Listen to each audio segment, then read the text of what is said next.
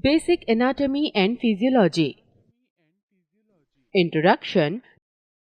Definition of Anatomy and Physiology. In this module, we will learn about this definition and meaning of anatomy and physiology. Anatomy. The word anatomy is derived from a Greek word anatome, that means to cut up. It is the study of structures that make up the body and also about how these structures relates with each other. Physiology. The word physiology is derived from a Greek word for study of nature. It is the study on how the body and its part works or functions. Human cell structure. In this module, we will study about cells found in human body that are based on their functions. Cell in human body.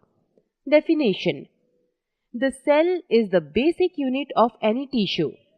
It decides the type, nature, and function of the tissues. A group of different types of cells from tissues in the human body and one or more types of tissues from organs. These body organs work in mutual manner to form the organ system. If any tissue is damaged, it actually means the cell and the cell structure in the organ is damaged. These damaged cell decides the fate of entire tissue. For example, either to recover or die.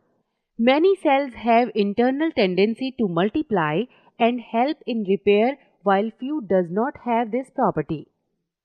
Let us see various cells of human body with their functions. Types of cells based on tissue form.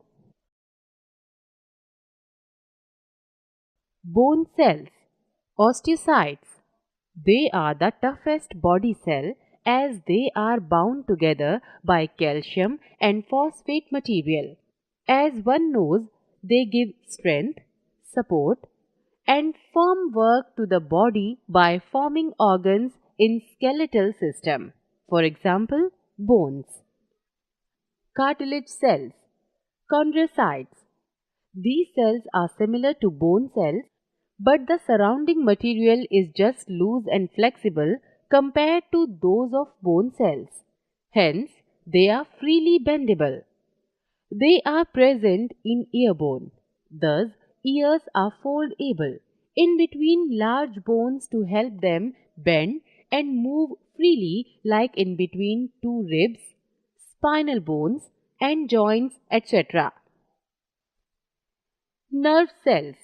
These cells are very long and have many branching at either ends.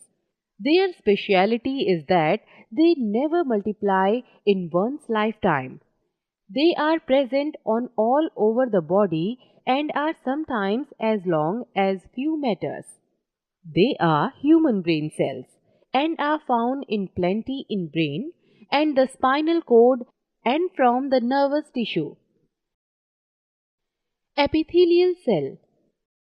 These cells are very simple cells which form covering of the other cells.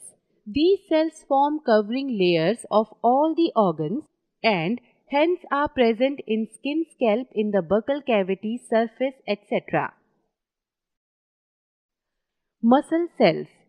These cells are of muscle tissue, mostly long, large, and have ability to contract and relax, providing movements. These are of three types. For example, skeletal, cardiac, and smooth muscles. Skeletal muscle cells are attached to long bones and assist in their movement by muscle contraction. Cardiac muscle cells are present only in heart muscle and responsible for heartbeats. Smooth muscle cells are flexible yet can contract and relax and are present in stomach, intestine, blood vessel walls, vascular tissue, etc. Helps in movement of food through the gut. Secretory cells. These cells, as name indicates, are secretory in nature. They form glands and secrete something important. For example, pancreatic cells which secrete insulin, glucagon, oil on the skin, etc. They are found in all secretory organs. Adipose cells.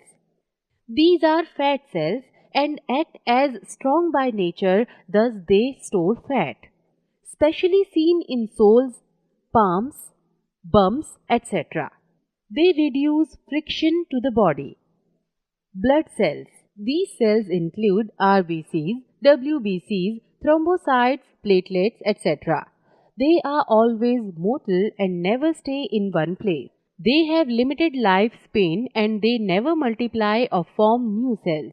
Instead, new cells are formed from other cells.